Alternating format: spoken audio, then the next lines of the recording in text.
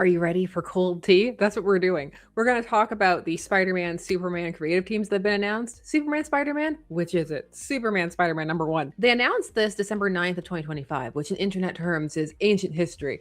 But not everybody gets a chance to look at it right away, and I know I'm one of those people sometimes, even though I do this. So I thought it'd be fun to take a look because Superman and Spider-Man is a bit nostalgic for me, not because I have the original copy or anything, but because that was the first video on this channel 6 years ago now. So that was looking at the 1976 team up, which was Superman versus the Amazing Spider-Man, the battle of the century. It was, of course, a team up between Marvel Comics and DC Comics, though it was not the first thing they had published together because they'd also done a Wizard of Oz outing. It was MGM's Marvelous Wizard of Oz, but it gets the distinction of being the first modern intercompany crossover because we can go really far back and see some, such as the JSA. They're outing together in All-Star Comics. That's an intercompany crossover because it's some All-American characters and some National Comics characters. It was only later those companies would fuse in 1946. So this was a big deal. Superman and Spider-Man coming together. They had to team up so that they could take on Dr. Octopus and Lex Luthor, and it's 1976, so it's pre-businessman Lex, it's super scientist Lex. It was written by Jerry Conway. Ross Andru does the pencils, although there's some other pencil work that happens. For example, Neil Adams isn't credited, but it said that he redrew a majority of the Superman figures and that John Romita Sr. did a lot of the Marvel faces so that people could have the looks that they're meant to have. With inks, we have Dick Giordano, but there's some background inking help that goes on from Terry Austin and then Bob Wyasek. It was a very big endeavor. There's a sequel to it. It's from 1981.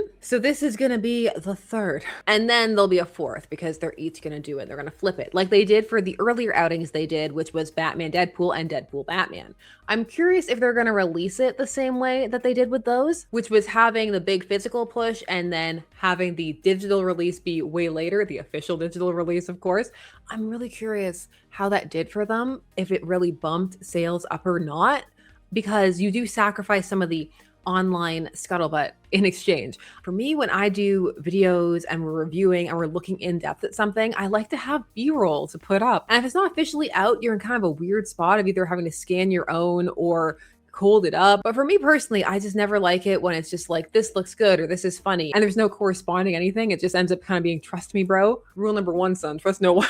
So even though it's a little late, it's okay. Let's get to it. I'm Sash. This is Casually Comics. Let's look at some cold tea. When it comes to these, what are we looking at? So we had the press announcement. They've announced a bunch of the backup stories, who's going to be on them. There's covers. So I thought it'd be fun to just take a look and discuss, and why not? We're doing some more of these quick things because I'm working on a Crisis on Earth S, and it's a big crisis. Also, when I did this for some of the next level stuff, a bunch of you said that you thought it was a nice kind of medium ground between live streaming and doing a community post or something. So let's take a look. On the browser I'm on, I have the unfiltered internet. I know, never a good idea. So Superman / Spider-Man number one gets full creative teams and covers revealed. It's gonna be coming out on March 25th. It's a one-shot. It's part of the ongoing 50th anniversary celebration of their first team up. So who's working on the lead story? We have Mark Waid writing and Jorge Jimenez on the art. There was a lot of posting on the day that this was all revealed, and there are some nice photos that he shared of his work in progress and that kind of stuff. Sometimes social media is a good time.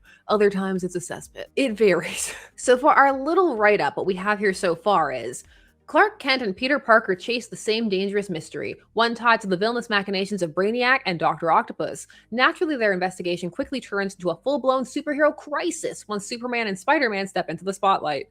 We can't just liberally use the word crisis when DC Comics is involved. No. Next thing you know, we've rebooted the entire universe inside. They're not going to, but it's just when you think about crisis, that's what you think about. Now on here, they did share the creative team, so we're gonna run down them and you can let me know what you think, what you're excited for, all that good stuff.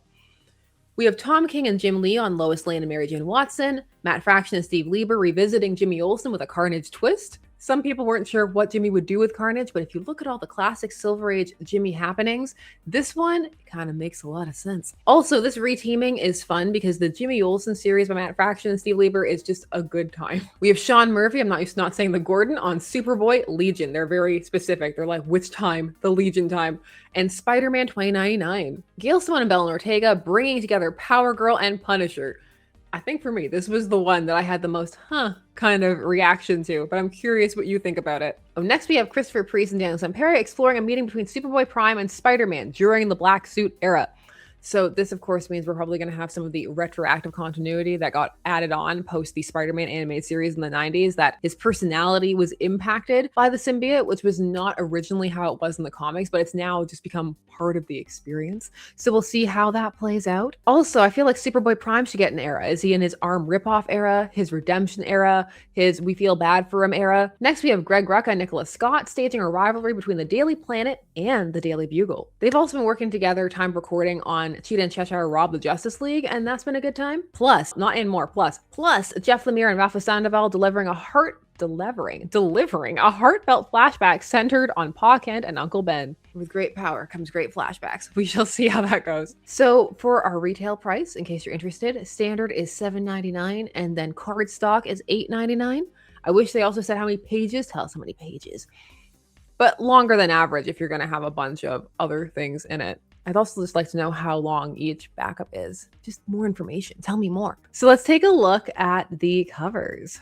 Of course, I think we're probably going to have even more than this, but these are the ones we have so far. This is the main one, which I just think it's nice. It's bright. It's fun. Spider-Man's leg. It's just up and around. He's Spider-Manning.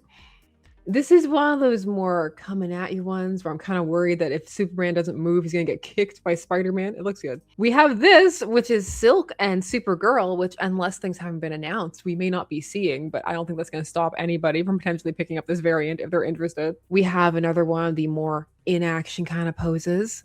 This one is really cool. I think of all of them, if I was a variant person who hunted for variants, this would be the one. It's got aura. Although some people have said, because I've seen some reactions to this, that this should not be the costume that Superman is wearing, because this isn't one of his When I've Been Evil costumes. I think I've seen one kind of like this in other media, not necessarily in comics, but it looks great, even if it is the recovery costume. Let it ride for the aesthetic. This is another one of just the let them fight cover. It's good. This one's fun. Poor Lex, all of that on his face. How's he gonna get it off? Then we have superhero action posing. Posing with Spider-Man filling in for Batman in the gargoyle position. And then we have a nice alternate one, Red Sun Superman. This one's fun. Just imagine them not only crossing over, but Elseworlds and What If crossing over too. And then we have our Graying Temples Superman, which for me, I always go Earth 2, but the other people I think go Kingdom Come, which we have the symbol and everything. But I always think about Earth 2 first, just because of all those classic stories. Just got Earth 2 on the brain. And then we have, this is the Superboy Prime and the black suit Spider-Man variant, which I do like that the posing is kind of reminiscent of the first cover. That's a lot of fun. Superboy Prime is kind of on a redemption arc in the mainline Superman books as of 2025. We'll see how he ends up. There are different reactions to Superboy Prime. Also, this is why we had to specify who it was, because we got Superboy and Superboy Prime. This cover is gorgeous, but it may be a lie unless Black Cat is also in that Punisher story. Although I'm not sure if it would have been as fun or as uncovered of a cover if it was Frank there, but we'll see how this one goes. Is that our last? Then it takes us back to what we have so far. You know that there will be more, of course. There's gonna be more. But wait, there's more. Just not today. I'm really curious what your thoughts are about this. Are you excited for it? Is it something that you want to pick up? Are you hoping they go back to the simultaneous physical and digital? Does it make a difference for you at all? I think it makes a difference for me, just as someone who talks about comics, to be able to get those images as soon as possible to just share what I'm talking about more directly. But that's very specific to the subject positioning I'm coming from. And for other people, I know it's going to be incredibly different, or they might not care at all. So tell me, what are you excited for? How do you feel about the creative teams? All of that stuff. I should make myself big in the frame again, even though I don't want to. But yes, this is again, just quick, bite size. Let me know how you feel about it. If it's growing on you, if you hate it, all those good things. I appreciate the feedback. We're going to, of course, have more scripted fare coming soon. And until then, I want to say thanks so much for taking some of my day spent discussing comics with me. Please follow the YouTube things. I always appreciate it. And I'll see you again soon. Bye-bye.